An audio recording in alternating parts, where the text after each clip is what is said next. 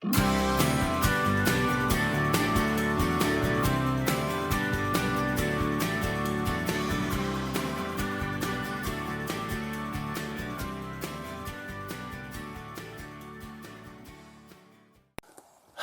hello, and a very warm welcome back to another week on my allotment. So, as a beautiful sunrise starts to arc up over the sky, it's going to be a real blistering hot week this week on the allotment, so I'm busy getting some water down to the roots. But what else am I doing, and what's going on this glorious Sunday morning? Let's have a look. Well, the first thing that struck me when I got up here this morning, I stood as I came round from the van and looked. I thought, somebody's switched on the green light. Everything looks fantastic. The sheer volume of growth and greenery on the plot is quite overwhelming. It's fantastic. But like I say, it's going to be hot this week. So this morning, while it's still fairly cool, I mean, I am sweating, I've got to get some water down to the roots before it evaporates. But yeah, it's really looking green. It's looking beautiful. Now, one slight exception to that rule is the peas. I find this every year. I water them. They are the most watered crop on my plot. I water them every time I come up here. Each row, and there are 3 Harris fences, each row gets 4 full large watering cans every time I come up here. And yet they're still yellow. That doesn't mean we're not getting a good crop. We are. But I get that sense of urgency that the pods will soon start to go a little bit hard, a bit tough, and the peas will lose their sweetness. So one of the main priorities today is to get a good picking from these peas. Again, another thing I have to water a lot is anything in pots, and these zinnias are no exception, and they are just starting to put on a lovely display. But they aren't the only flowers I have. The dahlias in the raised bed are looking okay. Again, something else that is very thirsty, and I water them again every time I come up. Makes you realise what I do all the time. And the sweet peas are doing all right, and I take some home every time I go home. Oh, I've just noticed the beans. Not quite sure how I've managed to end up with 2 varieties, but it looks lovely. I'm very pleased. It's a very pleasant accident. But the runner beans in particular are doing well. In fact, they're over 6 feet high, some of them now. And a perfect example of that effusion of green is this bed of Uchiki curry squashes. Absolutely fantastic, and already now the bottles are absolutely vital to finding the right spot to put the water so it's not wasted. And you can see here I've had to re-guide one of them that was going across the path. I haven't been up the plot for 2 days or 3 days, so I mean these things can put on a foot in 24 hours, so that's had to be dragged across, and so will these, otherwise I risk standing on the ends and that will stop their growth. But yeah, they're really greening up, and that black plastic is disappearing fast. One crop I don't water unless it's in tubs is the potatoes. All the potatoes in the ground. To be honest, I've got far too many of them and not enough water. So it's one of those crops that just has to fare on its own. And last week we did have a little bit of rain at night. It was very welcome. Filled up one of the water butts, so it must have been a reasonable amount. But yeah, these main crop potatoes in the ground just have to fare on their own. The only exception now is I've got a bed of Charlotte salad potatoes on that side. And at some point, maybe not today, but in the next week, I'm going to take them out, dry them and store them.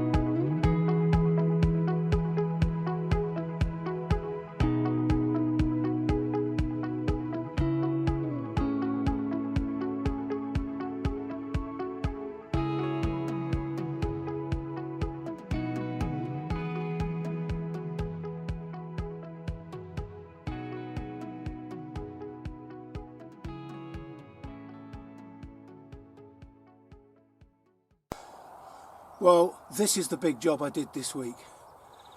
This was the broad bean bed, and during the week, I can't remember which day, I came up, I picked all the broad beans, I took home a huge crop. We've spent a couple of days podding them, blanching them and freezing them and eating them fresh, and then I've cleared it all away, weeded the bed obviously, and put in my leeks. Now of course, now we have allium leaf miner, we've got to be a little bit careful, but as I understand it, the leaf miner is out in April, May, or March, April, and then again September, October. So by the time I get to the end of August, these will have to be netted, but for now they can stay out. Somehow these have been on the plot in a tub, but the allium leaf miner didn't find them.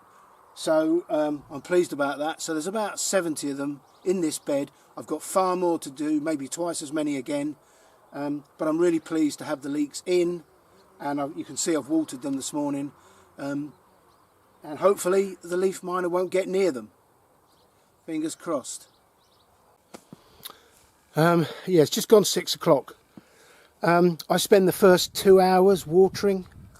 It's the perfect time to do it. A couple of points about my watering regime. First of all, I do far too much of it. I know that. Just can't help myself. And I always, where possible, try, especially with things like tomatoes and the potatoes, I don't, use the rows. I take the roses off and I put the spout in and I put it low on the soil with the greatest of intention of not getting water on the leaves, because of course that will just encourage blight.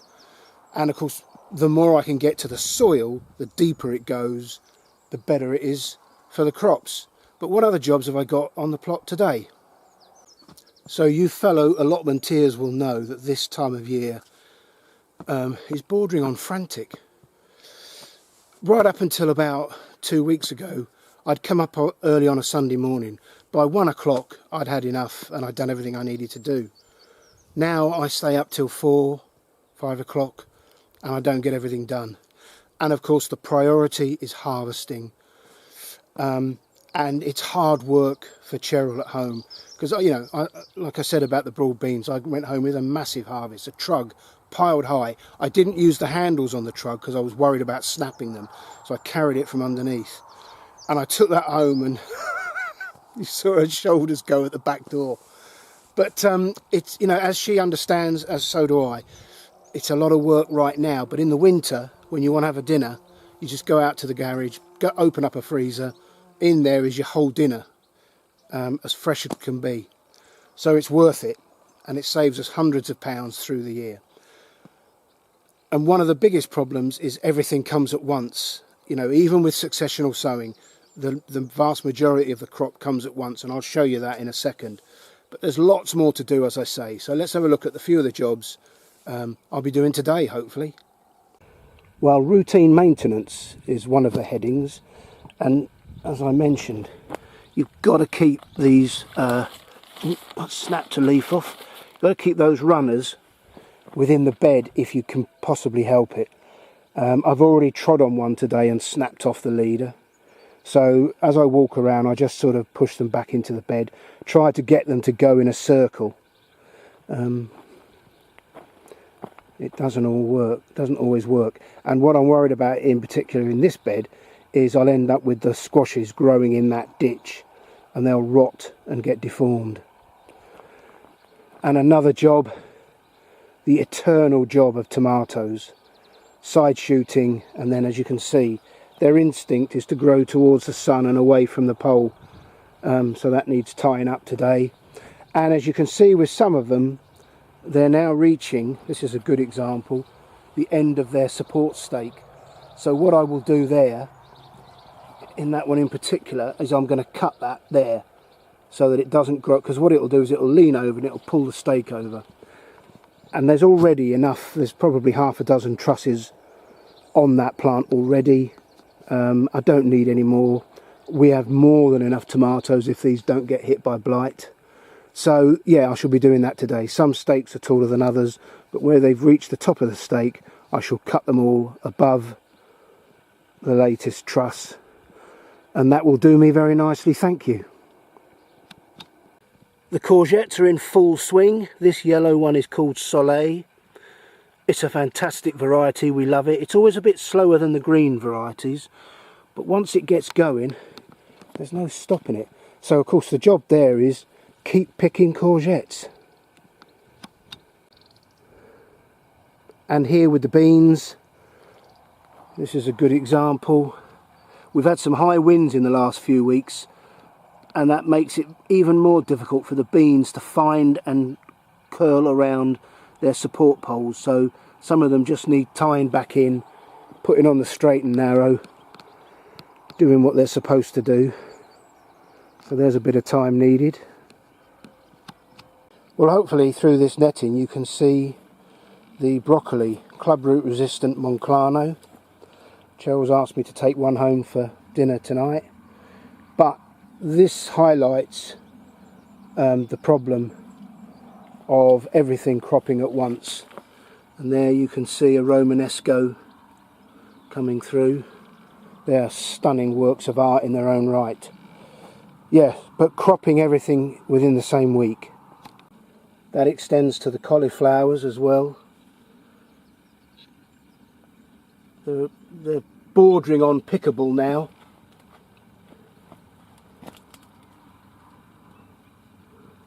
Tight heads emerging from the leaves. Another Romanesco though there. So yeah, I'm going to be going home with a few trugs full of cauliflower and broccoli. I even dread meeting Cheryl at the back door when that goes on. Another crop we're starting to pick now is the blackberries. Really good crop this year. I've got this small fledgling bird that's following me around. I wonder if it's because I'm disturbing insects when I water. But yeah, he's following me everywhere. Seems very familiar, doesn't seem worried by me at all. Right, and here's another job. All these strawberries, the strawberries are finished cropping now, so all this top growth and all those runners have got to be cut off. Oh, there you go. Really close to me. He's about 2 feet away. Not bothered at all, are you, mate? In fact, you seem to be quite happy to be on camera. So yeah, he's putting me off. So yeah, I've got all this top growth to cut off on both beds. You going to help me? Oh, now he's a bit twitchy.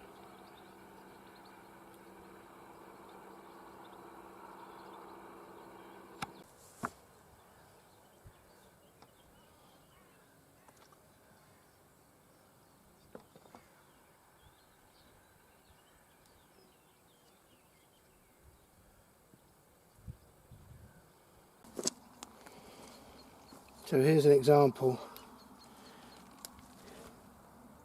A couple of side shoots, and then I'm just going to cut above that truss there.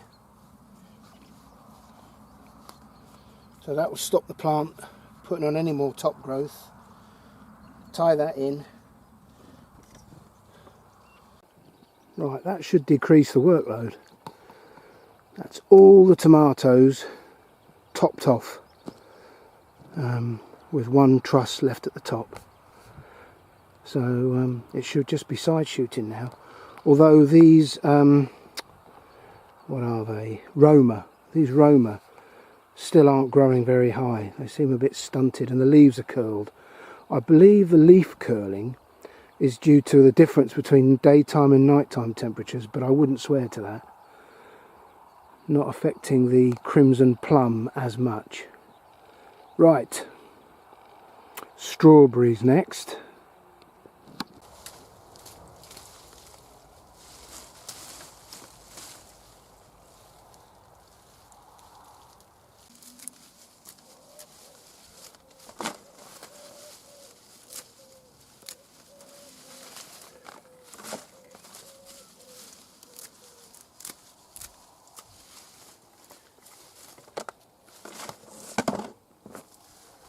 Well, it's tedious and it's time consuming. but it's done.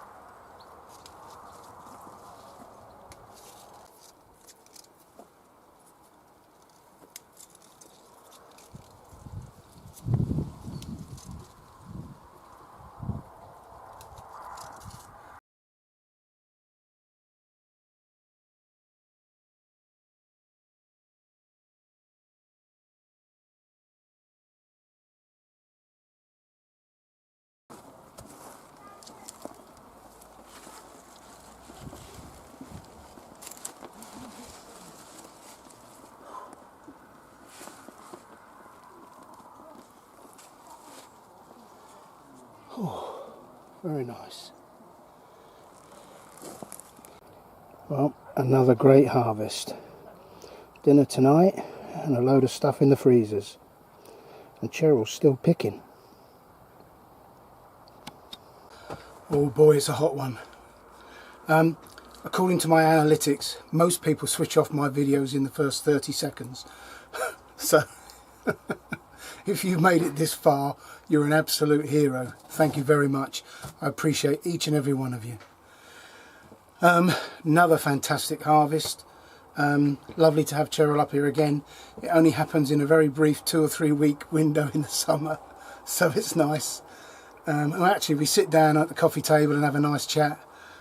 We don't meet very often. Anyway, thanks very much. A significant moment, my first broccoli, but there's a lot more coming. Broccoli, cauliflower, yeah, it's looking good. So I should be around next weekend, I think. Thanks for joining me. I hope your garden and your allotment is growing as well as mine is. I'm sure I've had better years, but I don't remember when. And all being well, I'll see you next weekend. Until then, look after yourselves, take care. Bye for now. Action. Ooh. Keep it Keep it what? under control.